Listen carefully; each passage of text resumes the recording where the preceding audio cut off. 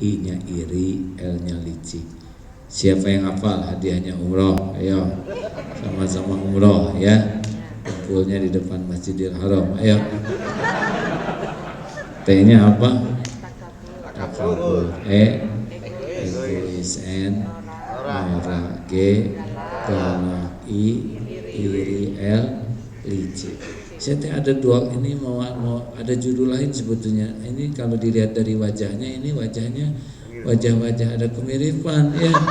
Ini wajah-wajah banyak masalah nih. Nah, saya mengambil yang lebih ringkas karena waktunya terbatas ya. Gimana caranya supaya kita bisa tenang? Mau? Nih. Kalau hidup ini banyak persoalan baik buruk. Bingung, nyebut baik takut banyak, nyebut buruk takut salah. Gini jawabannya. Nabi Muhammad punya persoalan tidak? Sedikit, banyak, ringan, berat, sederhana, rumit, hasilnya hina atau mulia? Tuh, jadi banyak persoalan itu bagus. Yang ceramah ini kira-kira banyak tidak persoalannya? Loh, kok saya lebih keras sih? Ini korban infotainment nih ya. Kira-kira kelihatannya menderita nggak nih? Nih rahasianya. Semua persoalan hidup itu tidak ada yang bahaya. Yang bahaya itu adalah salah menyikapinya. Ujian SD ke SMP, SMP ke SMA, enggak ada soal yang bahaya. Orang tidak lulus ujian bukan karena soal, orang tidak lulus ujian karena salah jawabannya. Jadi persoalan hidup tuh nggak ada yang bahaya. Yang bahaya tuh salah menyikapinya. Jelas? Contoh nih, ada yang menghina, monyet. Kita ada yang nyebut monyet. Sebetulnya kan jawabannya sederhana. Oh, bukan. Tapi banyak yang tidak tahu jawaban. Monyet, anjing, begitu. Jadi ngaco. Jadi ternyata bukan masalah sebutan monyet yang bahaya tuh, salah jawabannya. Benar? Nih coba lagi naik motor, ban meletus, pakai bitu, ngaco ya. Itu menyelesaikan masalah tidak? Tidak, malah meletusnya dua, udah ban terus mulut. Tapi innalillahi wa inna ilaihi rajiun. Kenapa nih?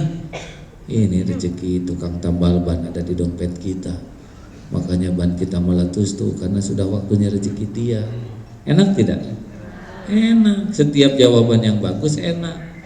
Ada yang kentut, kurang ajar, siapa yang kentut? Jadi wangi enggak? Enggak kan? Harusnya tut, alhamdulillah. Suara saya masih peka, telinga saya masih peka, bisa mendengar suara selembut ini. Tiba-tiba bau, alhamdulillah. Hidung saya masih sensitif, bisa mencium bau kambing di sebelah saya. Hidup mah mau dibawa ribet-ribet, dibawa enteng-enteng. Nih, kenapa ngadepin persoalan kok menekan, berat, pusing? Kenapa? Kenapa ngadepin persoalan baik ulangan, ujian atau dalam hidup kok berat, pusing, neken, galau? Kenapa? Ayo jawab. Karena tidak tahu jawabannya. Kan ulangan tuh pusing karena nggak tahu jawaban. Kok jadi rumit begini sih wajah saudara? Sudah tertekan banget ya. Pak, Bu, sebetulnya soal itu gampang kalau kita tahu jawabannya, betul? Nah, masalahnya, dengar, ini kunci nih ya. Sebetulnya kalau di sekolah ulangan susah semuanya. Terus kita bilang gini ke guru, duhai guru yang baik hati, hanya engkaulah satu-satunya yang bisa membantu saya. Duhai guruku, saya minta tolong kerjakan soal ulangan ini seluruhnya, dan jangan sisakan kepada saya satu soal pun. Kira-kira apa yang akan dilakukan guru ya? Maka murid ini ditolong untuk segera keluar dari sekolah ya. Ya murid liar ya, dikasih ulangan malah nyuruh guru yang nolong. Tapi kalau persoalan hidup beda lagi, dengerin. Kalau kita punya masalah, mau tahu rahasianya Rasul bisa keluar dari masalah pelik? Ini rahasianya. Setiap ada masalah, Rasulullah itu selalu mengatakan doa ini. Ya Hayyu Ya Qayyum birahmatika astaghits wa aslih li sya'ni kullahu wa la takilni ila nafsi tarfata ain. Duhai Allah, wahai yang maha hidup, wahai yang berdiri sendiri, mencipta, menggenggam, mengurus segala-galanya, birahmatika, dengan rahmatmu ya Allah, astaghits, tolong saya ya Allah, wa aslih li sya'ni kullah, perbaiki ya Allah urusan saya semuanya, wala takilni ila nafsi tarfata ainin, dan jangan serahkan kepada saya walaupun sekejap mata. Itu doa yang dibacakan Rasul, dan itu yang disukai Allah. Kalau guru disuruh ngerjakin soal jengkel, kalau Allah dimintai tolong, hakul yakin bakal ditolong. Nah, jadi kita ini ribet ngadepin hidup ini karena kita mah segala dipikir sendiri. Udah jelas bodoh, banyak mikirnya atur ruwet. Benar. Udah jelas nggak punya apa-apa, dipikirin sendiri pasti sengsara. Makanya hidup paling enak adalah hidup yang selalu ngegantel ke Allah. Wa may yatawakkal 'ala Allah fahuwa hasbuh. Pasti Allah cukupin. Jelas hadirin. Jadi masalah terbesar hidup kita mah nggak pernah nyerahin urusan ke Allah. Di pesantren ada namanya daycare, tempat penitipan anak. Itu santri karya itu saya titipkan anak saya, titip dari jam 7 sampai jam 5 itu diurus Pak. Bayi nangis dibebenjokeun, lapar dikasih susu, pipis diganti popoknya, mau main diajak main, dia lapar disuapin, mau tidur dipependek, beres sampai jam 5. Hanya nyerahkan urusan ke daycare. Gimana kalau kita nyerahkan urusan ke Allah? Pasti sempurna pengurusannya, benar? Ini saya ingat anak saya, alhamdulillah dari 11 anak 5 gadis. Dari anak-anak ini ada satu anak nih tamat SMA kemarin ikut menghafal Quran.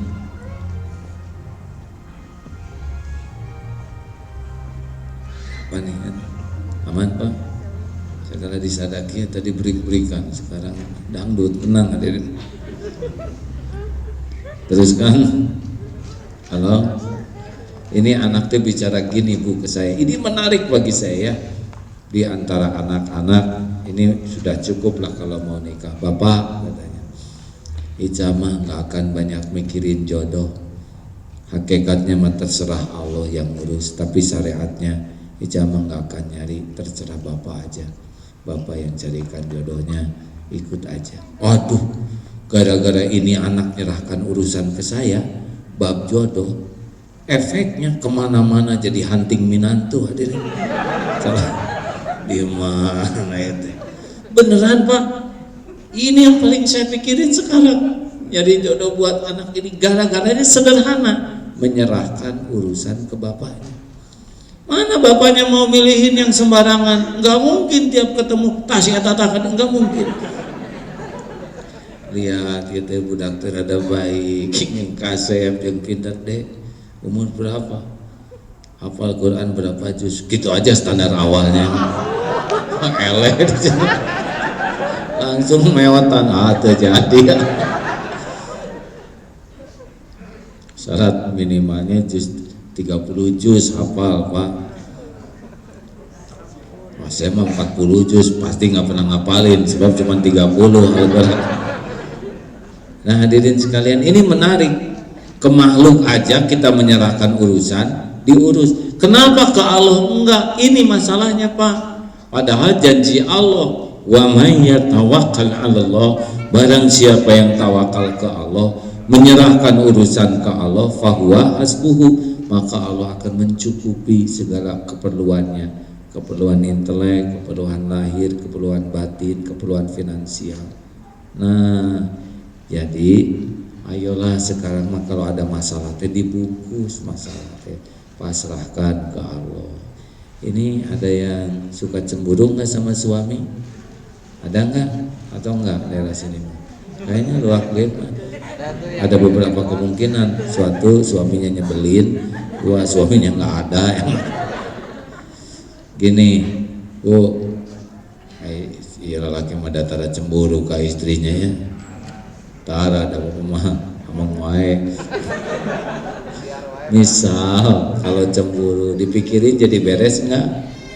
Enggak, malah jadi stres. Di SMS enggak balas makin muriang, di BBM udah enggak ada balasannya langsung ongkek. Kenapa? Makanya kalau cemburu ke suami mah enggak usah banyak dipikirin, dizikirin. Ambil wudu, sholat sunnah 2 rakaat. Ya Allah, ampun, saya belum jadi istri yang baik, belum bisa jadi istri yang solehah. Juga ampuni suami saya ya Allah. Suami saya teh duitnya mah dikit tapi nafsunya yang banyak. Aduh, apa banyak yang tersinggung. Titip suami saya ya Allah. Aduh, cengos. Hanya Engkau yang tahu suami saya lagi apa, lagi di mana, apa yang ada dalam pikirannya. Tolong jaga suami saya ya Allah. Kalau dia matanya nggak bisa jaga, laksanalah, udah ambil aja lah sekalian ya Allah dosa-dosanya.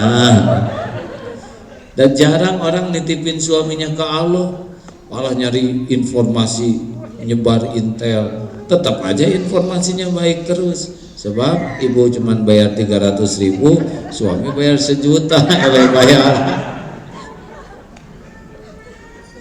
Pasrahkan ke Allah beneran, Bu. Kayak ngurus anak. Ini teh anakan kan nih ya. Pusing ngurus anak teh benar. Pusing benar kamu? Udah jarang nyerahin ke Allah. Kita mah ngurus anak teh ngandelin kemampuan diri. Udah mah ilmu cuman dikit, yang diurus rumit, pasti stres. Kalau ngambek gue hantem. Tahu nggak kenapa ibu-ibu gede ambek? Karena nggak ada lagi ilmunya selain ilmu ngambek. Cicing sih itu emak. Cik udah kapan tiba lagi emak? Ini ibu yang hamil tahu, ibu yang melahirkan kamu, ibu yang menyusui. Kata anak tuh, siapa suruh, kan beres ya. Kalau orang tua udah ngomong gitu, itu ciri-ciri orang tua kurang ilmu. Nggak usah diomongin dengan omongan jasa. Orang tuh tidak akan pernah terkesan dengan dengar kita nyebut jasa kita, benar? Kayak suami, capek tahu jadi suami, dia resiko atuh. Jadi emak aja capek sekarang, apalagi jadi kepala keluarga. Bu, Pak, coba. Daripada banyak omong ke anak, mending ambil wudhu, sholat sunnah 2 rakaat. Ya Allah, ampun, saya belum jadi orang tua yang benar, belum jadi contoh yang baik, belum bisa ngedidik dengan benar, belum bisa tulus ngurus anak-anak. Ampun ya Allah, tolong ya Allah. Hanya Engkau yang menciptakan anak-anak hamba-Mu ini. Jadikan anak-anak sing soleh, sing lembut hatinya. Hanya Engkau yang kuasa ngebulak-balik hati. Tolong ya Allah, saya serahkan padamu, karena hanya Engkau satu-satunya yang menggenggam anak-anak. Kira-kira didengar nggak oleh Allah doa itu? Didengar tidak? Kira-kira Allah senang nggak nih kepada ibu-ibu yang kayak gini? Senang, Bu. Gampang kalau Allah mau ngebalikin hati anak mah. Dikasih teman yang baik, tiba-tiba ada gurunya yang bisa ngedidik, atau anak dibalikan hatinya yang senang main PS jadi senang baca Quran. Gampang. Dia yang mau bolak-balik langit bumi aja gampang, apalagi ngebulak-balik hati. Tapi masalahnya jarang ngandelin Allah. Kalau di pikiran kudu anak teh bengal-bengal teh, itu gara-gara bapakna itu juga. Yang sebel pisan, padahal manehna nu milih bapakna. Jelas? Coba ada yang punya utang di sini? Nah, kalau nyebut banyak teh ciri-ciri nyari teman. Hadirin, sok utang dipikirin lunas? Pernah nggak diserahkan ke Allah? Ya Allah, ampun, saya teh boros, uang teh dipakai sia-sia, kalau dipakai nyicil yang bikin pamer, dipakai beli, aduh ampun ya Allah, saya teh tukang ngerokok, sekali ngerokok 10.000, sebulan 300.000, setahun 3.600.000, nah Jumatan 1.000, astagfirullah, sebulan 4.000, setahun 48.000, ampun ya. Saya teh kopet, kedekut, buntut kasir, cap jahe, ampun. Tolong ya Allah, pangmayarkeun hutang. Beri saya jalan. Kalau Allah mau mah gampang Pak. Kalau Bapak udah ngaku dosa, udah ngaku ampun, saya emang gak akan lagi-lagi. Saudara memang tukang ngarokok teh juga jelema weuh gawe sedot tiup naonan eta jelema teh lieur. Bener enggak? Saya juga perhatikan nu ngarokok teh weuh gawe kenyot tiup. Bener enggak sih hadirin? Makanya para perokok mah wajahnya teh enggak ada yang bahagia. Sing jarum kayak gitu, seperti yang merasa, jangan saling menunjuk hadirin, jangan ditunjuk juga udah kelihatan. Pak, tobat coba Pak. Ya Allah, ampun. Allahumma kfini bihalalika an haramika. Itu doanya, minta diberikan oleh Allah yang halal, tidak dari yang haram. Itu oleh Allah gampang.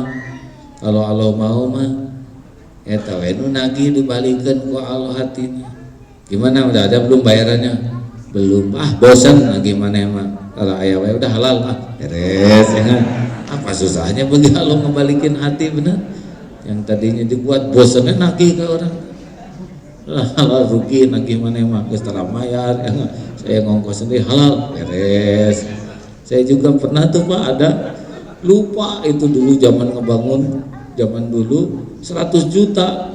Ingat kemarin, aduh astagfirullahaladzim, ini teh hutang. Langsung cari nomor teleponnya, Pak, kami hutang ke Bapak. Masa bener Pak, 100 juta, halal beres, alhamdulillah. Itu semua dibulak-balik oleh Allah, benar? Atau Allah kasih jalan dari mana saja, karena semua pintu hanya milik Allah. Jadi kata kuncinya, fadkuruni adzkurkum, kita ingat ke Allah, Allah pasti ingat ke kita. Nah, ingatnya Allah ke kita tuh, 1 dikasih ketenangan, 2 dikasih pikiran yang jernih, 3 kita dikasih jalan keluar. Masalah terbesar kita tentara nyangkut ke Allah, benar? Dihina, sakit, perih hati aja. Nyebut perih mah jangan gitu, sederhana, perih, sama kata-katanya juga ya. Ini perih betah, pakai yang kopolototan biasa weh. Kenapa itu teh ngahina wae kalau sibuk inget nu ngahina pasti sakit hati, tapi inget ke Allah si eta ngahina kita banyak omong. Padahal Allah tahu kita selain banyak omong, banyak hutang, banyak cicilan, banyak dosa, banyak aib. Alhamdulillah ya Allah, nuhun. Ini si eta mangahina nangan saeuti, kan banyak hutang, banyak omong ngungku, padahal abdi banyak hutang, banyak dosa, banyak aib. Apa yang Allah tahu tentang kita mah lebih jelek dibanding yang orang tahu, benar? Tenang nggak kira-kira? Tenang. Saya juga udah nyobain dipuji rame-rame se-Indonesia, udah gitu dicaci rame-rame se-Indonesia. Pas ingat Allah mah enteng. Kata guru saya, untung mah disalamatkan. Emang dipuji-puji oleh orang, tapi karena Allah tahu dosa kita. Dulu teh menuhankan popularitas, menuhankan kekaguman orang, menuhankan harta yang banyak oleh Allah diambil supaya bersih hati. Nanti kalau udah nggak nempel dunia mah didatengin lagi dunia tapi nggak pakai, kita terpesona. Tuh pas kembali ke Allah mah dihina orang bahaya, enggak. Dihina, dipuji dan dicaci dengan ember jatuh teh sama. Wah Kang keren, tetap aja gak gitu ya. Dia muji karena pengen ditraktir kan. Kang ini butuh, tetap aja gitu-gitunya. Kita gembira dan sedih itu karena nafsu. Kalau kita tahu, Allah mah tahu siapa saya. Saya dihormati bukan karena saya mulia, saya dihormati karena Allah nutupin aib, dosa, kejelekan, kekurangan. Nggak akan sakit hati kalau dihina, benar? Makanya balik lagi ke Allah, gitu. Ayo, gimana kita adzan duluan aja gitu?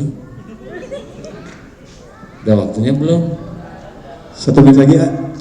Kita berdoa aja dulu. Baik, Allahumma sholli ala Muhammad wa ala alihi wa ashabihi ajma'in.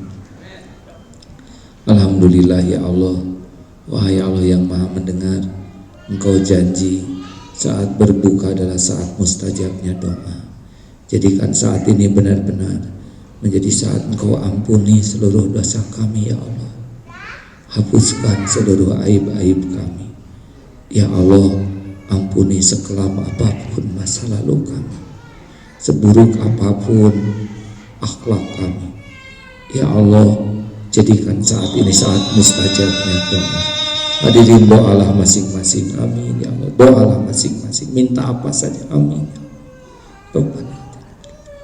Doalah hadirin, ini saat mustajab. Rabbana amin ya Allah.